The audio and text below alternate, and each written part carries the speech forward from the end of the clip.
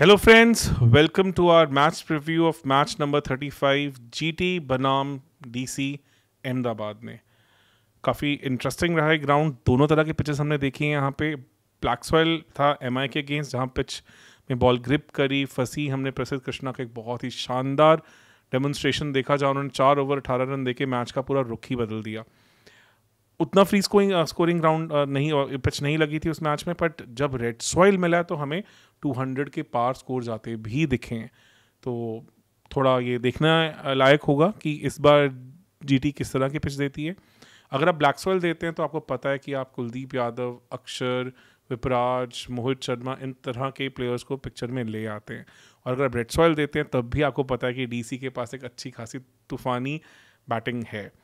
तो ऑब्वियसली ये थोड़ा सा इंटरेस्टिंग होगा, बिकॉज एक चीज़ है, दिन का मैच है, 38 डिग्रीज टेम्परेचर एक्सपेक्टेड है, गर्मी बहुत होगी। जैसे जैसे दिन गुजरेगा पिच और स्लो होगी, ग्रिप होगी, तो चेस करना उतना इजी नहीं होना चाहिए। और जनरली हमने देखा है कि अहमदाबाद में ऐसा ट्रेंड रहता भी है। तो जो भी टीम टॉस जीतेगी ऑब्वियसली पहले बैट करना ज़्यादा प्रेफर करेगी और चाहेगी कि अच्छा टोटल दे के दूसरी टीम को फंसाने की कोशिश करें। दोनों टीम्स की अगर बात करें, अगर हम फेज बाय फेज चलें, तो ओपनर्स में जीटी टूर्नामेंट में एक अलग ही लेवल पे चल रही है। 320 रन 6 पारियों में इनके ओपनर्स ने स्कोर किए हैं 53.33 की एवरेज से, और वो इस टूर्नामेंट में सबसे बेहतरीन है। और डीसी ऑन द कॉन्ट्री 6 पारियों में 126 रन स्कोर करके 21 की एवरेज से सबसे नीचे लगी हुई है। तो उसका एक मेजर रीज़न है कि जो फ्रेजर मैकगर्क हैं उनके बल्ले से रन नहीं आए हैं। वो एक ही बार पावर प्ले के बाहर जा पाए हैं और बाकी बार वो पावर प्ले क्या पहले ओवर से भी बाहर निकल नहीं पा रहे हैं। तो अगर फैफ फिट हैं तो डेफिनेटली हम उन्हें स्लॉट इन होते देखेंगे और शायद वो अभिषेक पोरेल या करुण नायर के साथ ओपन करते हमें दिखें। तो ये एक फेज़ है जिसमें क्लियरली जीटी बहुत आगे चल रही है। मिडिल ओवर्स में भी, क्योंकि जीटी का टॉप 3 उनको एक बहुत सॉलिड बेस दे रहा है, तो वो आगे बनते जा रहे हैं। और समहाउ उनका जो उस चक्कर में मिडिल ऑर्डर है और लोअर मिडिल ऑर्डर, वो उतना टेस्ट अभी नहीं हुआ है, क्योंकि हमने अभी तक इनका टॉप ऑर्डर कोलैप्स नहीं देखा है। तो वहाँ भी जीटी का पलड़ा थोड़ा सा मिडिल ओवर्स में भारी है। नो डाउट यहाँ पे डीसी के पास भी केएल राहुल हैं, स्टब्स हैं, जिनका बहुत ब्रिलियंट आईपीएल चल रहा है। पिछला आईपीएल भी बहुत शानदार था और यहाँ पे भी वो एक डिफाइनिंग प्लेयर दिख रहे हैं कि जिन्होंने हर बार डीसी को एक बहुत स्ट्रॉन्ग फिनिश की तरफ पुश किया है। तो यहाँ पे उनको काफ़ी बड़ा एडवांटेज है। आशुतोष ने भी अपना काम किया है बीच बीच में, और कहीं ना कहीं आपको विपराज के बल्ले से भी रन आते दिखे हैं। फिनिश में थोड़ा आई थिंक जीटी चाहेगी कि और काम हो, क्योंकि हमने देखा कि एलएसजी के अगेंस्ट डे मैच में वो फंसे। उन्होंने जिस लेवल का प्लेटफॉर्म देखा था 12 ओवर के बाद 120 पे 0, उसके बाद वैसा फिनिश नहीं मिला था। ऑन द कॉन्ट्री वहाँ पे थोड़ा सा डीसी का पलड़ा भारी है, क्योंकि अगर वो एमआई वाले मैच के ब्लिप को छोड़ दें तो ओवरऑल डीसी को अच्छा फिनिश उनके फिनिशर से मिला। तो ये चीज़ें इंपॉर्टेंट हैं। की मैचअप्स में कुछ चीज़ें और इम्पॉर्टेंट है। एक बहुत इंटरेस्टिंग बात है कि अगर एक बॉलर जिन्हें बटलर खेलना पसंद करते हैं, मिचेल स्टार्क, उनके अगेंस्ट बहुत बढ़िया उनका शानदार रिकॉर्ड है, पर कुलदीप यादव और अक्षर पटेल के अगेंस्ट फंसे भी हैं। 3 बार आउट हुए। कुलदीप के अगेंस्ट स्ट्राइक रेट बहुत अच्छा है 138 का, बट ये वाले कुलदीप थोड़े डिफरेंट कुलदीप हैं। ये अगर हम इस टूर्नामेंट की बात करें, अगर 10 ओवर से ज़्यादा करने वाले बॉलर की तरफ देखें तो सबसे ज़्यादा इकोनॉमिकल रहे हैं और अपनी गुगली से बार बार विकेट्स भी लेते रहे हैं। तो इसलिए इस कुलदीप को मारना इतना आसान नहीं है। वो 8-10 जो स्पिन के ओवर्स हैं वो काफ़ी बैंकेबल ओवर्स मिल रहे हैं।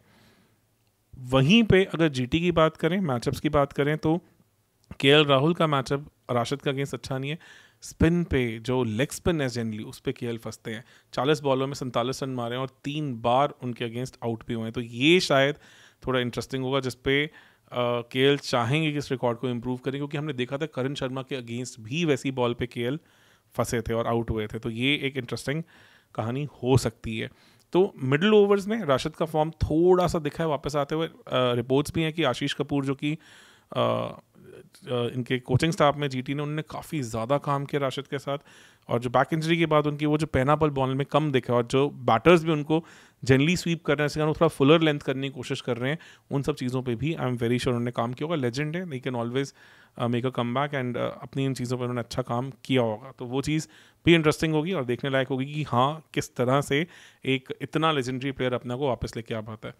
साई किशोर जनरली इस टूर्नामेंट के one of the best spinners दिख रहे थे, बट जिस तरह से उनको पिछले मैच में पूरन से मार पड़ी, उसके बाद शायद थोड़ा सा कॉन्फिडेंस में डेंट आया हो, क्योंकि वो ही एक कहानी थी जहाँ पे जीटी का पूरा मैच गड़बड़ाया था और मैच उनके हाथ से निकल गया था। उम्मीद होगी कि उन्होंने एक अच्छा सबक सीखा होगा उससे और वो अपने बॉलिंग में और पैनापन लेके आएंगे। बहुत ब्यूटीफुल आर्म बॉल भी है उनके पास, नकल बॉल भी करते हैं बीच बीच में, इवन बहुत अच्छा कैरम बॉल भी करते हैं जो हम जनरली स्पिनर से नहीं देखते हैं, लेफ्ट आर्म फिंगर स्पिनर से। बहुत अच्छा कैरम बॉल पे इन्होंने इवन रॉबिन मिन्स को भी तंग किया था और कृणाल पांड्या की तो विकेट भी चटका दी थी उस बॉल के साथ। तो काफ़ी अच्छा ओवरऑल मिक्सचर है दोनों टीम्स की बात करें तो। और की मैचअप्स की अगर हम बात करें तो मोहित शर्मा को एक बहुत बड़ा एडवांटेज है कि इस ग्राउंड पे वो अपना क्रिकेट रिवाइवल देख चुके हैं, जानते हैं इस ग्राउंड पे बॉल कैसे करना है और उनके जो कटर्स हैं, उनके जो चेंज ऑफ पेस है उस ग्राउंड पे काफ़ी ब्यूटीफुली वर्क करती हैं। And he has almost won the purple cap with GT in 2023। और हाँ, पर थोड़ी सी दर्दनाक यादें भी हैं इस ग्राउंड की, जहाँ उन्होंने फाइनल्स में लास्ट के ओवर में 2 बॉलों में 10 रन डिफेंड करते हुए एक छक्का और एक चौका खाया था। But definitely I think he is come of age since then, तो वो चीज़ें भी इंटरेस्टिंग होंगी। तो स्टार्क की भी अच्छी मेमोरीज हैं क्योंकि obviously world cup winning team का पार्ट बने थे इस ग्राउंड के ऊपर। तो काफ़ी सारी चीज़ें हैं, काफ़ी सारी मैचअप्स हैं, काफ़ी सारी चीज़ें हैं। एक चीज़ जो डीसी के फेवर में है कि 2 बार वो अहमदाबाद खेलने गई है और दोनों बार वो जीटी से जीती है। तो ये मैचअप उनके काफ़ी अच्छे से फेवर में है और काफ़ी तंग किया जीटी को उन्होंने यहाँ पे। तो प्लेइंग 11 की तरफ रुख देखते हैं। और अगर हम जीटी की बात करें तो मुझे ज़्यादा चेंजेस दिख नहीं रहे हैं। आपका टॉप 3 तो काफ़ी हद तक लॉक्ड ही है कि गिल, साई सुदर्शन, बटलर आएंगे। फिर नंबर 4 पे ज़्यादा ट्रस्ट किया है रदरफोर्ड को, अपार्ट फ्रॉम उनकी 1-2 बार जो आउटसाइड वाइड यॉर्कर्स में वो फंसे हैं फिनिशिंग करने में एलएसजी के अगेंस्ट और पीबीएस के against. Otherwise he has done well, तो I think he should be at number 4। Number 5 पे आपके पास एक्सपेरिमेंटेशन हुआ है, आपके पास शाहरुख खान भी आए हैं और बीच में आपने इवन सुंदर को भी इन पोजीशंस पे आते हुए देखा है, तो वो भी एक मैचअप रहेगा। तो अभी के लिए हम शाहरुख खान को नंबर 5 पे रखते हैं। नंबर 6 पे तवतिया, नंबर 7 पे आप मान सकते हैं कि आपके पास राशिद खान हो जाएंगे। नंबर 8 पे आपके पास अरशद खान हो जाएंगे। एंड देन नंबर 9 पे आपके पास साई किशोर होंगे। नंबर 10 पे आपके पास प्रसिद्ध कृष्णा और नंबर 11 पे आपके पास सिराज होंगे। आप जहाँ इम्पैक्ट प्लेयर की बात है वहाँ पे आप डिफरेंट प्लेयर्स को यूज़ कर सकते हैं। आप वहाँ पे सुंदर को भी लेके आ सकते हैं, पिच कंडीशंस के हिसाब से उसमें खुजरोलिया को भी लेके आए हैं। पर मुझे लगता है कि सुंदर को लेके आने से आप थोड़ी सी अपनी बैटिंग डेप्थ को भी और बेटर कर सकते हैं। प्लस एलएसजी की अगेंस्ट फाइनली लगा था कि उनकी बॉलिंग फॉर्म भी टॉप नॉच, उन्होंने बहुत बढ़िया मैच को फंसाया था वहाँ पे, तो कॉन्फिडेंस काफ़ी ऊपर आया होगा। एक मैच उन्होंने बॉलिंग से अच्छा परफॉर्म करके दिखाया, एक मैच उन्होंने एसआरएच के अगेंस्ट एक फंसी हुई सिचुएशन में बैट से भी परफॉर्म किया। तो overall he has looked like a good utility player and I think he now deserves more chances in the team. तो मुझे लग रहा है कि शायद उनकी तरफ रुख करेंगे और दिन का टाइम है तो ऑब्वियसली स्पिनर्स के लिए हेल्प होने के चांसेस भी ज़्यादा बढ़ जाते हैं पिच के ऊपर। वहीं अगर हम डीसी की बात करें, पिछला मैच जीते हैं, बहुत तगड़ा मैच जीते हैं, तो कॉन्फिडेंस काफ़ी ऊपर होगा। जब ऐसा क्लोज मैच आप जीतते हैं एक हारी हुई सिचुएशन से, तो उसमें ऑब्वियसली बहुत ज़्यादा कॉन्फिडेंस बूस्ट मिलता है। तो अगर फाफ फिट है, he should walk into the team, because अब मेरे को लगता है मैकगर्क का वो टाइम ख़त्म हो गया जिससे वो हर बार चलती फिरती विकेट बनते जा रहे हैं। वो समहाउ ईजी नहीं होगा किसी भी मैनेजमेंट के लिए डाइजेस्ट करना, उनको बार बार चांसेस देना। तो Abhishek Porel, he has looked good, last match में बढ़िया, बहुत बढ़िया उन्होंने एक बेस बना के दिया था। तो फाफ के साथ ओपन करते हुए 1 डाउन करुण नायर, 2 डाउन आप केएल को देखें, 3 डाउन पे आप ट्रिस्टन स्टब्स, नंबर 6 पे आप यहाँ पे अक्षर को देख सकते हैं। अक्षर ऊपर स्लॉट इन भी हो सकते हैं generally depending on the match situation. Number 7 पे आपके पास आशुतोष हो गए। नंबर 8 पे विपराज, नंबर 9 पे स्टार्क, काफ़ी सॉलिड बैटिंग लाइनअप। नंबर 10 पे देन कुलदीप, नंबर 11 पे आप मोहित को देखें और फिर आपके पास मुकेश की भी ऑप्शन बन जाती है। अगर नटराजन फिट है तो आप उनको भी लेके आ सकते हो कि पिछले मैच में मुकेश थोड़े हल्के लगे, थोड़ा लगा कि वो पैनापन थोड़ा मिसिंग है, तो वो भी एक आपके पास ऑप्शन है जिन्हें आप ट्राई कर सकते हैं। तो आपके फॉरेन प्लेयर्स में स्टार्क हो गए, आपके पास ऊपर मैकगर्क की जगह फैफ हो जाते हैं, देन ट्रिस्टन स्टब्स हो जाते हैं। तो वो भी एक आपके पास लग्जरी है कि मे बी आप एक और बॉलर भी ट्राई कर सकते हैं। मे बी आप चमीरा की तरफ भी देख सकते हैं क्योंकि आपके पास 3 इंडियन स्पिनर्स हैं, एक इंडियन फास्ट बॉलर है, तो आप 2 इंटरनेशनल फास्ट बॉलर्स के साथ भी खेल सकते हैं, जिससे आपके पास एक अच्छा स्ट्रॉन्ग मिल जाएगा। प्लस नालकंडे भी हैं क्योंकि वो भी जीटी के लिए खेलते हैं, इस ग्राउंड का एक्सपीरियंस है उनको। तो उनकी तरफ भी रुख देख सकते हैं। तो काफ़ी सारी ऑप्शंस बन के आ जाती हैं अगर आप डीसी हैं। ओवरऑल कॉन्फिडेंस दोनों टीम्स का बहुत अच्छा है।